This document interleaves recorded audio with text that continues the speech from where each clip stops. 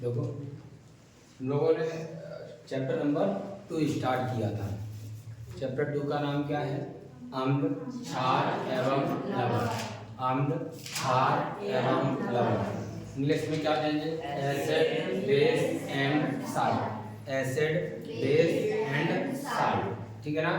तो कल हमने कुछ टॉपिकों के बारे में चर्चा की थी। पहला टॉपिक आपको मैंने बताया था वैद्युत अपघट्य। क्या बताया था? वैद्युत अपघट्य। ठीक है ना? तो हमारा टॉपिक क्या था कल? वैद्युत अपघट्य। क्या टॉपिक है? वैद्युत अपघट्य। ठीक है ना? इसको कहते थे इलेक्ट्रोलाइट। क्या कहते हैं? इलेक्ट्रोलाइट। ठीक है ना? इलेक्ट्रोलाइट। इलेक्ट्रोलाइट। तो बच्चों मैंने इसमें बताया था कि वे पदार्थ जो जलीय विलयन में, वे पदार्थ जिनके जलीय विलयन में विद्युत धारा प्रवाहित हो जाती है उन्हें हम क्या कहते हैं? वैद्युत अपघट्य कहते हैं। क्या कहते हैं? वैद्युत अपघट्य। क्या कहा था? वे पदार्थ जिनके जलीय विलयन में विद्युत धारा प्रवाहित हो जाती है क्या कहलाते हैं? वैद्युत अपघट्य कहलाते हैं। जैसे बच्चों NaCl नमक, ठीक है ना, KCl पोटेशियम क्लोराइड आदि कर सकते हैं। ये सबके सब बच्चों क्या हैं? ये सबके सब वैद्युत अपघट्य हैं। क्या है? वैद्युत अपघट्य। बच्चों एक टॉपिक मैंने बताया था वैद्युत अपघटन। क्या बताया था? वैद्युत अपघटन। क्या बताया था? वैद्युत अपघटन। वैद्युत अपघटन। इसको क्या कहते थे? इलेक्ट्रोलाइसिस। क्या कहते हैं? इलेक्ट्रोलाइसिस। ठीक है ना? इलेक्ट्रोलाइसिस। ठीक है ना? तो विद्युत धारा के प्रवाह में वैद्युत अपघट्य का अपघटन होना क्या कहलाता है? विद्युत के द्वारा ही, जैसे हम कहें यहाँ पर बच्चों NaCl है, ये अपने आयनों में अपघटित हो जाए Na और Cl माइनस। ये अपघटन होने की क्रिया ही क्या है? वैद्युत अपघटन। ये कैसा पदार्थ है? वैद्युत अपघट्य। कैसा पदार्थ है? वैद्युत अपघट्य। तो वैद्युत अपघट्य का विद्युत के द्वारा अपघटन होना क्या कहलाता है? वैद्युत अपघटन कहलाता है। सिंपल सी बात है। इसके बाद बच्चों मैंने टॉपिक पढ़ाया था स्वांटे और हीनियस के आयनन या वियोजन का सिद्धांत। क्या बताया था? आयनन या वियोजन का सिद्धांत। आयनन या हम इसी को कह सकते हैं बच्चों वियोजन। क्या कह सकते हैं? आयनन या वियोजन का सिद्धांत। क्या कह सकते हैं? आयनन या वियोजन का सिद्धांत। ठीक है ना? सबसे पहली बात ये किसने दिया था? ये किसने दिया था? स्वांटे और हीनियस ने। किसने दिया था? स्वांटे और हीनियस। किसने दिया था? स्वांटे और हीनियस ने। कब दिया था? कब दिया था? 1800 वेरी गुड 1887। तो क्या कहा था? सन 1887 में। ध्यान देना है बच्चों, ये क्वेश्चन पूछ लेता है कि पहले तो बताओ आयनन या वियोजन का सिद्धांत किसने दिया? तो क्या कहेंगे? स्वांटे और हीनियस ने। कब दिया? 1887 में। क्या था वो मैं बताता हूँ पॉइंट बाय पॉइंट, जो कि कल मैं लिखा चुका हूँ। मैंने कहा था दोबारा से रिपीट करेंगे हम इसको ताकि आपको याद हो जाए। ठीक है ना? तो मैंने क्या बताया था? सन 1887 में। क्या? सन 1887 में स्वांटे और हीनियस ने वैद्युत अपघटन की क्रिया, कौन सी? वैद्युत अपघटन की क्रिया तथा वैद्युत अपघट्य के अन्य गुणों को स्पष्ट करने के लिए, ध्यान दें रिपीट करता हूँ, सन 1887 में स्वांटे और हीनियस ने वैद्युत अपघटन की क्रिया तथा वैद्युत अपघटन के अन्य गुणों को स्पष्ट करने के लिए एक सिद्धांत प्रतिपादित किया जिसे आयनन या वियोजन का सिद्धांत कहते हैं, जिसे आयनन या वियोजन का सिद्धांत कहते हैं। इस सिद्धांत के अनुसार, इस सिद्धांत के बच्चों सिद्धांत क्या था, इन्होंने कुछ पॉइंट में बताया। क्या क्या बताया? पहला पॉइंट इन्होंने कहा, क्या कहा? ये कहा किसी भी वैद्युत अपघट्य को, किसको? किसी भी वैद्युत अपघट्य को, किसको? वैद्युत अपघट्य को जल या किसी विलायक में, किसमें? जल या किसी विलायक में घोलते हैं। क्या करते हैं? घोलते हैं। तो वह दो प्रकार के आवेशित आयनों में वियोजित हो जाता है। जैसे कि ये रिएक्शन दी गई है ना, इन्होंने कहा कि जब किसी वैद्युत अपघट्य को, जैसे NaCl एक्वस NaCl को जल या किसी अन्य विलायक में घोला जाता है, तो यह दो प्रकार के आवेशित आयनों में वियोजित हो जाता है, Na+ और Cl-। इसी को हम क्या कहते हैं? आयनन या वियोजन कहते हैं। क्या कहते हैं? आयनन या वियोजन कहते हैं। पहला पॉइंट क्या है इनके सिद्धांत में? जब किसी वैद्युत अपघट्य को जल या किसी विलायक में घोला जाता है, तो वह दो प्रकार के आवेशित आयनों में वियोजित हो जाता है। इसी को हम क्या कहते हैं बच्चों? इसी को आयनन या वियोजन कहते हैं। इसी को क्या कहते हैं? आयनन या वियोजन कहते हैं। बात समझ में आ गई कि नहीं आ गई? ठीक है ना। दूसरे पॉइंट में कहा इन्होंने, क्या कहा कि आवेश युक्त परमाणु, देखो ये आवेश लगा है ना, तो आवेश युक्त परमाणु या परमाणुओं के समूह को, आवेश युक्त परमाणु या परमाणुओं के समूह को क्या कहते हैं बच्चों? आयन कहते हैं। क्या कहते हैं? आयन कहते हैं। क्या कहते हैं? आयन कहते हैं। तो बच्चों जिन पर धनावेश लगा होगा उनको धनायन, क्या कहा इन्होंने? जिन पर धनावेश लगा होता है उन्हें धनायन, और जिन पर ऋणावेश लगा होता है उन्हें ऋणायन कहते हैं। बोलो बच्चों, बात समझ में आ गई कि नहीं? दूसरा पॉइंट क्या बोला कि आवेश युक्त परमाणु या परमाणुओं के समूह को आयन कहते हैं। जिन पर धनावेश लगा होता है उन्हें धनायन, और जिन पर ऋणावेश लगा होता है उन्हें ऋणायन कहते हैं। बोलो, बात समझ में आ गई कि नहीं आ गई? फिर तीसरे पॉइंट में बच्चों इन्होंने क्या कहा? तीसरे पॉइंट में कहा कि धन आयनों पर उपस्थित आवेशों की संख्या, धन आवेश जो है यानी धनायन पर उपस्थित धन आवेश की संख्या ऋण आयन पर उपस्थित ऋण आवेश की संख्या के बराबर होता है। क्या होता है? बराबर होता है। तो बच्चों जितना धनावेश होगा उतना ही ऋण आवेश होता है। अर्थात आयनन या वियोजन की क्रिया जो है वह कैसी होती है? उदासीन होती है। क्या होता है? उदासीन। तो ये कैसा होता है? उदासीन। ठीक है बच्चों, ये बात समझ में आ गई कि नहीं? ठीक है। आवेश दोनों कैसे होते हैं? बराबर होते हैं। इसीलिए कह सकते हैं ये क्रिया जो होती है पूर्णतः उदासीन है। कोई तकलीफ है? फिर चौथे पॉइंट में का, अगले पॉइंट में क्या कहा कि ये कैसी होती है? ये अभिक्रिया उत्क्रमणीय होती है। कैसी होती है? ठीक है ना। ये कैसी होती है क्रिया? उत्क्रमणीय। कैसी होती है? उत्क्रमणीय। उत्क्रमणीय।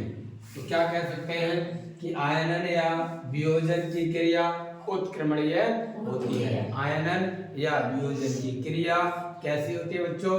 उत्क्रमणीय होती है। बात समझ में आ गई कि नहीं आ गई? अब पांचवा पॉइंट बच्चों क्या है देखें।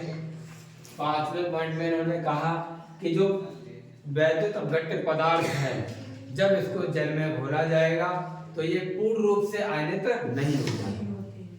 पूर्ण रूप से आयनित नहीं होते हैं, कुछ भाग बच भी जाता है।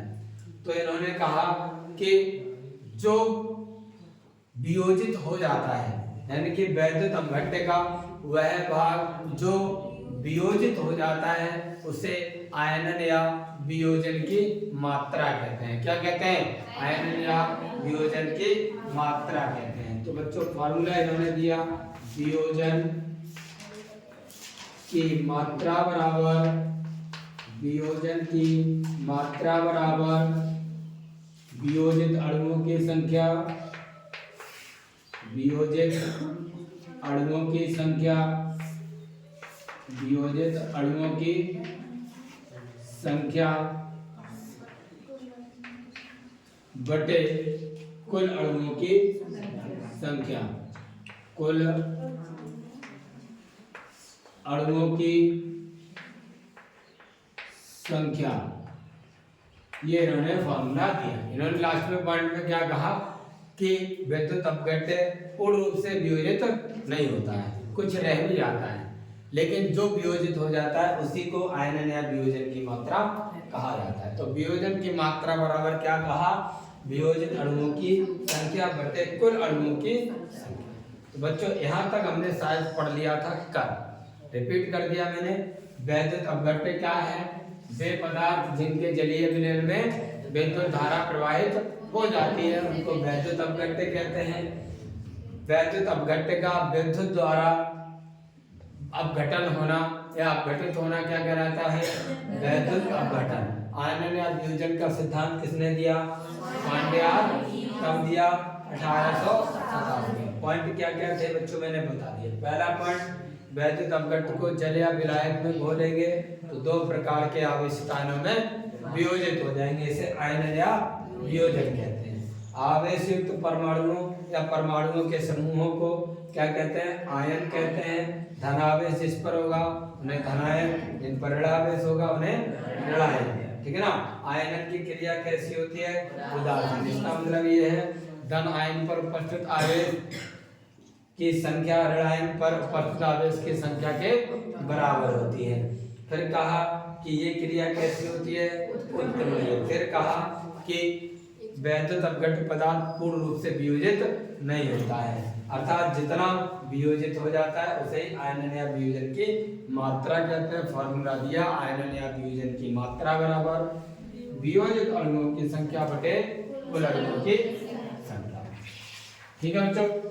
अब हम बच्चों पढ़ेंगे नया टॉपिक इसके बाद, जो कि हमारे चैप्टर का नाम है। चैप्टर का नाम क्या था इसका? चैप्टर का नाम अभी मैंने बोल दिया था, चैप्टर 2। क्या नाम था इसका? Acid base and salt. Acid base and salt, है ना। तो ध्यान दीजिएगा। अब हम पढ़ने वाले हैं एसिड यानी कि अम्ल के बारे में। ठीक है, इसके बारे में पढ़ने वाले हैं, अम्ल के बारे में। चलिए सबसे पहले पढ़ते हैं अम्ल क्या चीज है। एसिड, अम्ल। सभी बच्चे हेडिंग डालेंगे अम्ल। क्या कहेंगे इंग्लिश में? एसिड। अम्ल को इंग्लिश में क्या कहते हैं? एसिड कहेंगे। ठीक है ना। बात समझ में आती है कि नहीं? कोई दिक्कत है? ये वाली बातें समझ में आ गई? याद हो जाएगी? याद हो जाएगी? यस करो। Yes sir. ठीक है, ओके, यस कर दिया करो आप लोग। ठीक है, ठीक। अब हम क्या पढ़ने वाले हैं? अम्ल। हेड डाले सभी। हम एक तरफ देखें, आपके दो तरह की डेफिनेशन इसमें मिलेगी। और भी डेफिनेशन होती है, फिलहाल आपके सिलेबस में केवल दो तरह की डेफिनेशन है। ठीक है, कौन कौन सी है वो मैं बताता हूँ, पहले देख लीजिएगा। प्राचीन अवधारणा के अनुसार, प्राचीन अवधारणा, पहले के लोग जो थे वह किस तरह से कहते थे कि अम्ल ये चीज है, और आज हम क्या मानते हैं, बाद में फिर क्या मानने लगे, सारी परिभाषा हम बात करेंगे।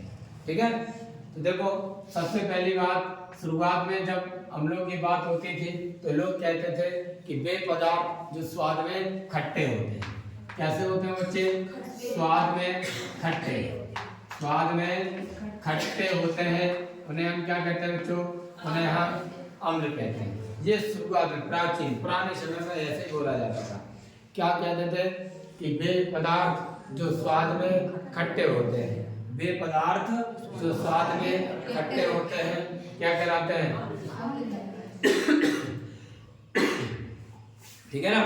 तो ये प्राचीन समय में ऐसा कहा जाता था कि जब पूछते थे कि अम्ल की डेफिनेशन क्या है या अम्ल क्या होता है, तो क्या जवाब मिलता था? अम्ल वे पदार्थ हैं जो स्वाद में खट्टे होते हैं, या यूं कह सकते हैं वे पदार्थ जो स्वाद में खट्टे होते हैं क्या कहलाते हैं? अम्ल कहलाते हैं। फिर बच्चों ये आए, इन्होंने कहा कि ना ऐसे नहीं डिफाइन करेंगे, कुछ अलग तरह से। तो आर्हीनियस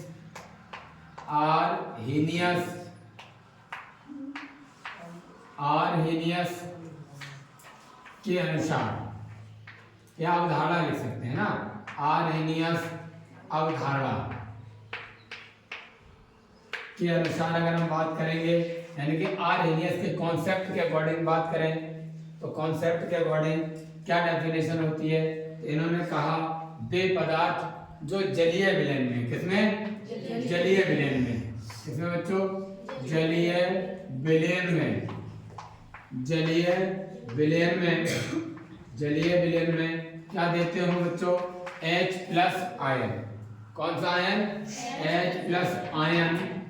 कौन सा आयन? H+ ion. बच्चों H+ आयन का मतलब क्या होता है? Hydrogen ion. इसका नाम क्या होता है? Hydrogen ion. क्या कहा गया? Hydrogen ion. तो क्या कहा? वे पदार्थ जो जलीय विलयन में, ध्यान सुनो भी लिखा दूंगा फटाफट, ठीक है। वे पदार्थ जो जलीय विलयन में H+ आयन यानी कि हाइड्रोजन आयन देते हैं उन्हें हम क्या कहते हैं? अम्ल कहते हैं। क्या कहते हैं? ये किसने कहा? आर्हीनियस ने। किसने कहा? आर्हीनियस ने। किसने कहा? प्राचीन समय में अम्ल किसे कहा जाता था? वे पदार्थ जो स्वाद में खट्टे होते हैं। वे पदार्थ जो स्वाद में खट्टे होते हैं उन्हें क्या कहते हैं? अम्ल कहते हैं। ठीक है ना। ये किस धारणा के अनुसार है? प्राचीन। ठीक है ना। अब हम बात करेंगे आर्हीनियस के अनुसार। तो आर्हीनियस ने क्या कहा कि वे पदार्थ जो जलीय विलयन में या हाइड्रोजन आयन देते हैं क्या कहलाते हैं? अम्ल कहलाते हैं। बच्चों एक और नाम आपने नहीं सुना होगा, मैं बताता हूँ, ब्रॉन्स्टेड लॉरी। ठीक है। एक और नाम आता है, एक नाम आता है ब्रॉन्स्टेड लॉरी।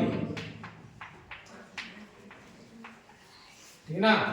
इनके अनुसार की अगर हम बात करें के अनुसार, बच्चों अलग अलग डेफिनेशन पूछता है इसलिए मैं अलग अलग बोल रहा हूँ। ठीक है। ये भी पूछ सकता है, ये भी, और इसके। अब ध्यान दीजिएगा, इन्होंने कहा कि ये हाइड्रोजन आयन नहीं, इन्होंने इसको बताया प्रोटॉन। क्या बताया? प्रोटॉन। क्या कहा इन्होंने?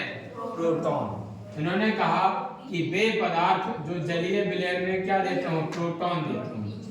ठीक है ना। इन्होंने क्या कहा डेफिनेशन पे, यहाँ पर ध्यान देना है सभी बच्चे। वे पदार्थ जो जलीय विलयन में क्या देते हैं? जलीय विलयन में क्या देते हैं बच्चों?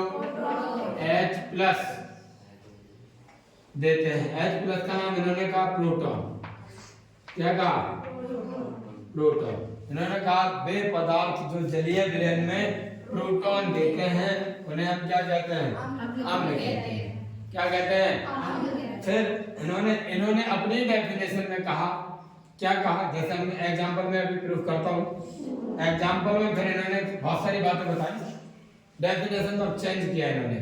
शुरुआत में अपनी डेफिनेशन बोला कि वे पदार्थ जो जलीय विलयन में H+ यानी कि प्रोटॉन देते हैं। क्या देते हैं? प्रोटॉन देते हैं। क्या कहलाते हैं? अम्ल कहलाते हैं। क्या कहलाते हैं? अम्ल कहलाते हैं। फिर उन्होंने कहा कि ऐसा नहीं है कि जो अम्ल का जो H+ होता है, प्रोटॉन होता है, ये अकेला जल में घूमता नहीं है। अकेला जल में घूमता नहीं है। तो एसिड से यानी कि अम्ल से जो H+ प्रोटॉन प्राप्त होता है वह जल के साथ रिएक्ट हो जाएगा। जल का फॉर्मूला क्या होता है? और बच्चों एसिड से जो H+ निकलता है वो H+, ये किसके साथ रिएक्ट हो जाता है? जल के साथ। जल के साथ रिएक्ट हो जाता है और रिएक्ट होकर एक नया आयन देता है H3O+। क्या देता है? H3O+, जिसका नाम होता है हाइड्रोनियम। लिखाया भी है बच्चों, हाइड्रोनियम। बच्चों मैंने आयन पढ़ाई ना, धनायन में देखेंगे एक संयोजी धनायन में, उसमें आप देखेंगे H3O+ भी लिखा है, ठीक है ना। तो इन्होंने अपनी डेफिनेशन को शुरुआत में ये कहा, फिर अपनी डेफिनेशन को चेंज कर दिया, फिर कहा कि वे पदार्थ जो जलीय विलयन में H3O+ आयन यानी कि हाइड्रोनियम आयन देते हैं उन्हें हम क्या कहते हैं बच्चों? अम्ल कहते हैं। बोलो बच्चों बात समझ में आ गई? ठीक है। अब देखो, अब आपसे पूछा जाएगा कि बताओ प्राचीन अवधारणा के अनुसार अम्ल किसे कहते हैं? क्या? वे पदार्थ जो स्वाद में अम्ल कहलाते हैं, ठीक है ना। आर्हेनियस के अनुसार बताओ वे पदार्थ जो जलीय विलयन में H+ आयन या हाइड्रोजन आयन देते हैं, ठीक है ना। ब्रॉन्स्टेड लॉरी के अनुसार अगर हम बात करें, इन्होंने दो तरह से डेफिनेशन दी। पहले ये वाली लाइन बोली, फिर कहा कि ना H अलग नहीं रहता है, जल के साथ रिएक्ट हो जाता है। तो शुरुआत में क्या कहा इन्होंने? वे पदार्थ जो जलीय विलयन में H+ अर्थात प्रोटॉन देते हैं उन्हें हम क्या कहते हैं? अम्ल। फिर अम्ल के लिए इन्होंने कहा कि अम्ल का जो H+ आयन होता है वह अकेला नहीं घूमता है जल में, बल्कि जल के साथ रिएक्ट हो जाता है और कौन सा आयन देता है? हाइड्रोनियम। तो इन्होंने अपनी डेफिनेशन को ही चेंज कर दिया। इन्होंने ये ना कहकर क्या बोला बाद में, कहा कि वे पदार्थ जो जलीय विलयन में हाइड्रोनियम आयन देते हैं क्या कहलाते हैं? अम्ल कहलाते हैं। बोलो बात समझ में आ गई कि नहीं आ गई? बोलो, ठीक है ना। तो 1 बाय 1 करके तीनों टाइप की डेफिनेशन लिख लें, है? तीनों टाइप की डेफिनेशन लिख के फटाफट हेडिंग तो पढ़ी है। सबसे पहले किसके आधार पर देखेंगे? तो लिखेंगे प्राचीन अवधारणा के अनुसार, अलग अलग अकॉर्डिंग देखेंगे, ठीक है। प्राचीन अवधारणा के अनुसार, प्राचीन अवधारणा के अनुसार, प्राचीन अवधारणा के अनुसार, प्राचीन अवधारणा के अनुसार लिखें इनकी डेफिनेशन को इनवर्टेड कॉमा में। देखो, वे पदार्थ जो जलीय विलयन में, वे पदार्थ जो जलीय विलयन में, वे पदार्थ जो जलीय विलयन में, वे पदार्थ जो जलीय विलयन में, ओ सॉरी गलती हो गई, मैं लिखवा ये ना बोलिए ना, कोई बात नहीं, सॉरी कोई बात नहीं, वो लाइन काट दो, ध्यान नहीं दिया मैंने, कुछ ही बोलने लग गया बोलते बोलते, है ना। कोई बात नहीं, वो लाइन काट दो, हमें ये लिखानी थी ना पहले। चलो कोई बात नहीं, चेंज कर लो इसको, दोबारा लिखो। देखो, वे पदार्थ जो स्वाद में खट्टे होते हैं, वे पदार्थ जो स्वाद में खट्टे होते हैं, वे पदार्थ जो स्वाद में खट्टे होते हैं अम्ल कहलाते हैं। वे पदार्थ जो स्वाद में खट्टे होते हैं क्या कहलाते हैं? अम्ल कहलाते हैं। वे पदार्थ जो स्वाद में खट्टे होते हैं अम्ल कहलाते हैं। ओके, अब आर्हेनियस के अवधारणा के अनुसार देखेंगे, इसके अनुसार लिखेंगे, नहीं लाइन चलेगा। आर्हेनियस अवधारणा के अनुसार दूसरी डेफिनेशन किसके अकॉर्डिंग लिखना है? आर्हेनियस, आर्हेनियस अवधारणा के अनुसार, आर्हेनियस अवधारणा के अनुसार, आर्हेनियस अवधारणा के अनुसार देखेंगे बच्चों नई लाइन से इन्वर्टेड कॉमा में डेफिनेशन, ठीक है। बोलो, लिख लिया कि नहीं? बोलो, कोई बात नहीं, आराम से लिखिएगा, कोई जल्दबाजी नहीं है। देखो, वे पदार्थ जो जलीय विलयन में, वे पदार्थ जो जलीय विलयन में, वे पदार्थ जो जलीय विलयन में वे पदार्थ जो जलीय विलयन में H प्लस आयन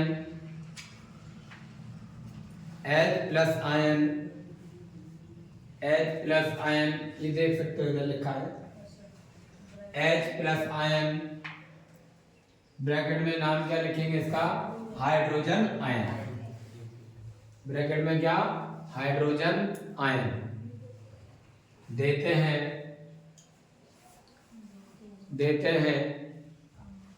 अम्ल कहलाते हैं,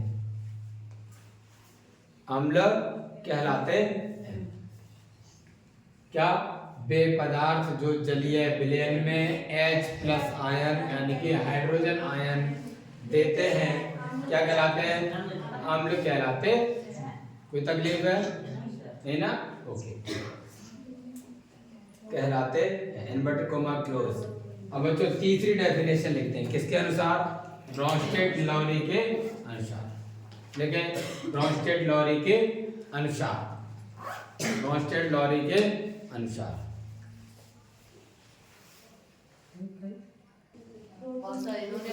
चलिए देखो तीसरी डेफिनेशन किसके अनुसार, ब्रॉन्स्टेड-लॉरी के अनुसार। क्या कह सकते हैं, वे पदार्थ जो जलीय विलयन में H प्लस यानी कि प्रोटॉन, प्रोटीन नहीं प्रोटॉन, H प्लस यानी कि प्रोटॉन देते हैं क्या कहलाते हैं, अम्ल कहलाते हैं। ठीक है, इतनी बात लिखेंगे। देखें, वे पदार्थ जो जलीय विलयन में, वे पदार्थ जो जलीय विलयन में, वे पदार्थ जो जलीय विलयन में H प्लस ब्रैकेट में क्या, प्रोटॉन देते हैं,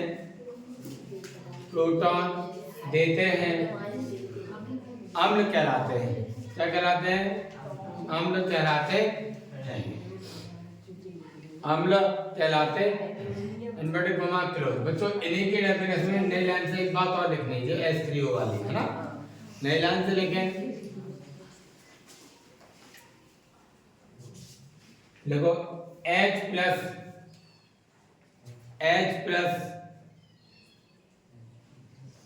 ब्रैकेट में क्या, प्रोटॉन, ब्रैकेट में लिखो प्रोटॉन, हाँ प्रोटॉन, H प्लस यानी कि प्रोटॉन जलीय विलयन में स्वतंत्र नहीं रहता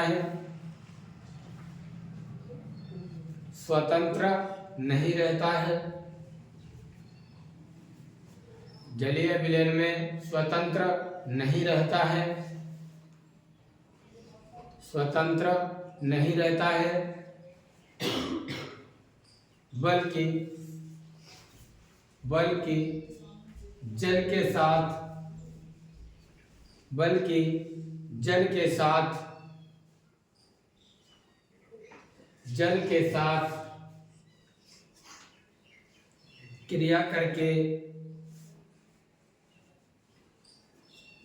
साथ क्रिया करके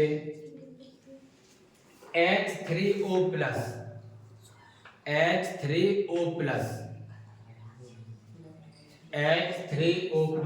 ब्रैकेट में क्या, हाइड्रोनियम आयन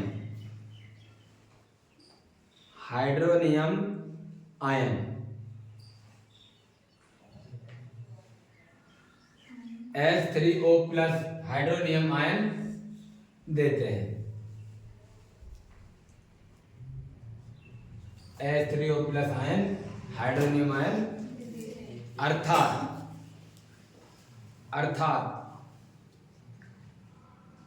अर्थात नई लाइन से लिखना है इन्वर्टेड कोमा में। मतलब ओवरऑल इनकी डेफिनेशन अब क्या होती है वो लिखते हैं, ठीक है, नई लाइन से लिखेंगे इन्वर्टेड कोमा में, ठीक है, अर्थात के बाद नई लाइन से इन्वर्टेड कोमा में, ठीक है। लिखो, वे पदार्थ जो जलीय विलयन में वे पदार्थ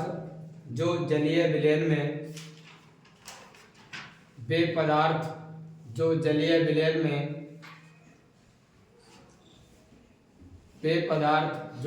विलयन में वे पदार्थ जो जलीय विलयन में H3O प्लस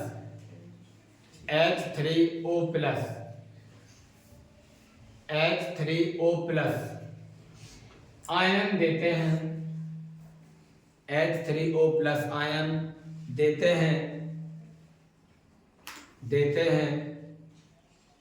अम्ल कहलाते हैं,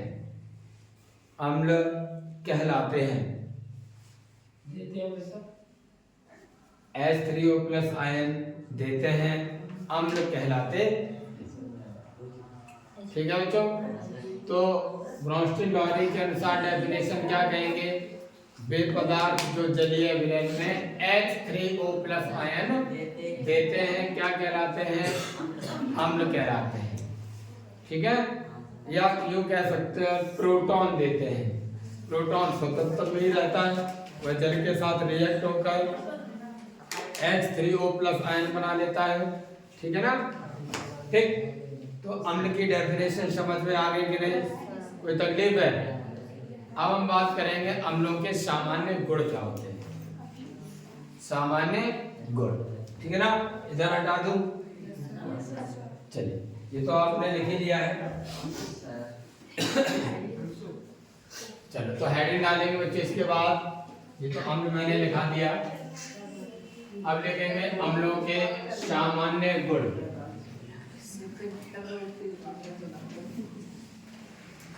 अम्लों के सामान्य गुण लिखे, अम्लों के सामान्य गुण, अम्लों के सामान्य गुण क्या हेडिंग होगी बच्चों, अम्लों के सामान्य गुण, अम्लों के सामान्य गुण, अम्लों के सामान्य गुण। तो इनकी प्रॉपर्टीज क्या क्या होती हैं वो बात करेंगे। पहली प्रॉपर्टीज हेडिंग लिख लिया है, अम्लों के सामान्य गुण। ठीक है, नंबर 1 पॉइंट लिखेंगे, बताओ ये अम्ल कैसे होते हैं, स्वाद में खट्टे। पहला गुण क्या है, ये स्वाद में तो लिखेंगे ये स्वाद में खट्टे होते हैं, स्वाद में खट्टे। मैं बोल रहा हूं वैसे लिखना है, ठीक है, ये स्वाद में खट्टे होते हैं। पहला पॉइंट क्या, ये स्वाद में खट्टे होते हैं, ये स्वाद में खट्टे होते हैं। कैसे होते हैं बच्चों, स्वाद में खट्टे होते हैं, ये स्वाद में खट्टे होते हैं। बात समझ में आ गई कि नहीं?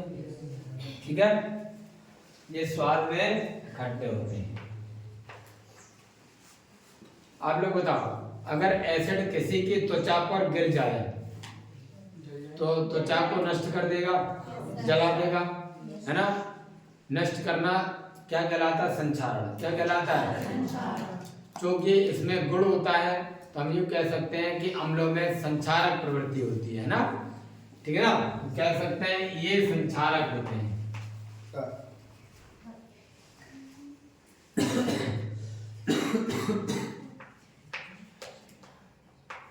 ये संक्षारक प्रवृत्ति, ये संक्षारक प्रवृत्ति के होते हैं, संक्षारक प्रवृत्ति के होते हैं, ये संक्षारक प्रवृत्ति के होते हैं, ये संक्षारक प्रवृत्ति के होते हैं। अर्थात, अर्थात हाँ इसी में लिखना है, अर्थात। संक्षारक का मतलब तो समझ लो, अर्थात इसका मतलब क्या बच्चों, ध्यान दीजिएगा। अगर ये त्वचा पे पड़ेंगे त्वचा को नष्ट कर देंगे, ठीक है ना। तो लिख लो अर्थात ये त्वचा पर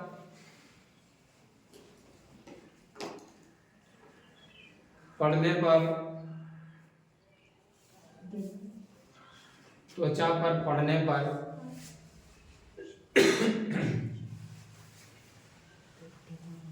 त्वचा पर पड़ने पर त्वचा को नष्ट कर देते हैं, यानी कि जला देते हैं, ठीक है ना। त्वचा को जला देते हैं या नष्ट कर देते हैं, ठीक है ना। क्या? त्वचा को नष्ट कर देते हैं।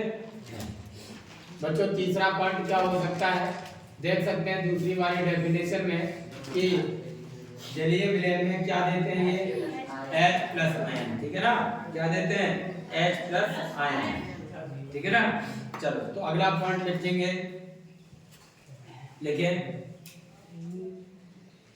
ये H+ आयन देते हैं,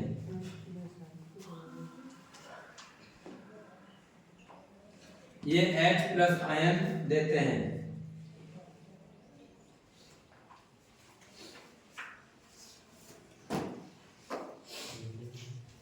H+ आयन देते हैं। बच्चों जब जलीय विलयन में H+ आयन होंगे, क्या होंगे? H+ आयन होंगे, तो इसमें विद्युत धारा भी प्रवाहित हो जाएगी, क्योंकि विद्युत धारा को ले जाने के लिए वाहक का काम प्रोटॉन ही करते हैं। क्या करते हैं? प्रोटॉन ही करते हैं, ठीक है। तो अगला पॉइंट लिखेंगे, अम्लीय विलयन विद्युत का सुचालक होता है। अम्लीय विलयन विद्युत का सुचालक होता है।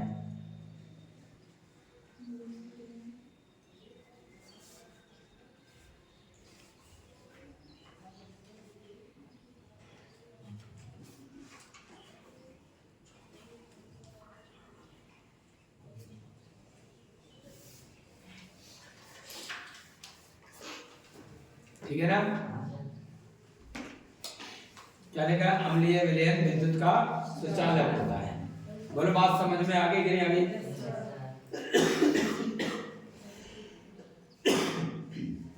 क्या होते हैं? मैंने आपको क्या लिखा दिया, ध्यान दें। मैंने कहा साथ में इकट्ठे होते हैं। दूसरा पॉइंट संचालक प्रवृत्ति के होते हैं, चाहे त्वचा के संपर्क में, कपड़े, लकड़ी इत्यादि किसी के संपर्क में आते हैं तो उसको नष्ट कर देते हैं।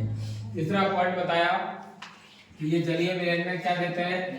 H+ आयन देते हैं। क्या देते हैं? अर्थात H+ आयन ये क्या होते हैं? प्रोटॉन। क्या होते हैं? प्रोटॉन। तो जलीय विलयन में जब विद्युत धारा प्रवाहित की जाती है तो क्या हो जाता है? प्रवाहित हो जाती है।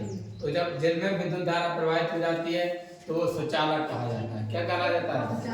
तो कह सकते हैं अम्लीय विलयन विद्युत का सुचालक होता है। कैसा होता है बच्चों? सुचालक होता है। क्यों होता है? क्योंकि विद्युत वाहक के रूप में ये H+ आयन ही काम करता है। अब ध्यान देने वाली बात है बच्चों कि वे सभी पदार्थ जिनमें H+ आयन होता है उसे हम क्या कहते हैं? उन्हें क्या कहते हैं? अम्ल। अब ध्यान देना कि ये बात तो ठीक है कि H का होना बहुत जरूरी है, ठीक है। H का होना बहुत जरूरी है, लेकिन कुछ पदार्थ में H तो होता है लेकिन वह अम्ल नहीं होते। जैसे ग्लूकोज है, मान लो ग्लूकोज है, चीनी है, ये सब क्या है? इनमें भी H है, लेकिन जब इनको जल में घोलते हैं तो H+ आयन नहीं देते हैं। ध्यान रखना है, जलीय विलयन में H+ देने चाहिए तो ही वह अम्ल है, अन्यथा वह अम्ल नहीं है, ठीक है। ठीक, H हो या ना हो जरूरी नहीं, हमें जरूरी ये है कि जलीय विलयन में H+ होना चाहिए, ठीक है। तो देखो अगला पॉइंट क्या हमारा? 3 पॉइंट लिखा दिया ना, 3 है 4 हो गए ना। ये तीसरा पॉइंट था। तीसरे पॉइंट में मैंने क्या लिखाया? ये H+ आयन में क्या देंगे बच्चों? H+ आयन, ठीक है ना। चौथे पॉइंट में कहा कि इनका जलीय विलयन जो होता है, जलीय विलयन जो है वह कैसा है? विद्युत का सुचालक है, सुचालक। पांचवा पॉइंट देखो बच्चों, क्या ये जल में विलय है? जल में घुल जाता है? घुल जाएगा, ठीक है। तो देखो ये जल में विलय होते हैं, ये जल में विलय होते हैं, ये जल में विलय होते हैं, ये जल में विलय होते हैं, ये जल में विलय होते हैं, ये जल में विलय होते हैं।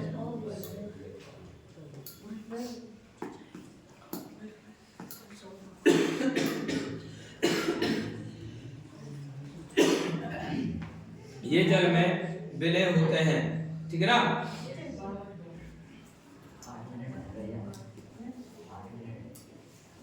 विलय होते हैं बच्चों, ये पॉइंट यहाँ पर ध्यान रखने वाली बात है।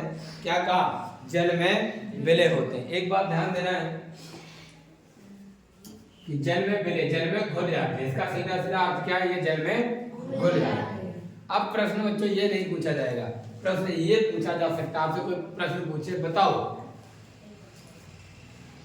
कि जो अम्ल होते हैं, अम्लों में जल मिलाया जाता है या जल में अम्ल मिलाया जाता है? अम्ल में जल या जल में अम्ल? जल में अम्ल मिलाते हैं, ठीक है। क्यों मिलाते हैं, इसका रीजन क्या है? ध्यान दीजिएगा कि जल में जब अम्ल को मिलाएंगे तो इससे ऊष्मा उत्पन्न होती है। क्या उत्पन्न होती है? हीट उत्पन्न हो जाती है, क्रिएट होती है हीट, और हीट उत्पन्न होने के कारण विलयन का ताप बढ़ जाता है। क्या हो जाता है? ताप बढ़ जाता है। अब कोई सांद्र विलयन है, कैसा विलयन है? सांद्र है, सॉरी सांद्र। अम्ल कैसा है? सांद्र है, विलयन नहीं सांद्र है। अम्ल कैसा है? सांद्र है। उसको तनु करना है। कैसा करना है? तनु करना है।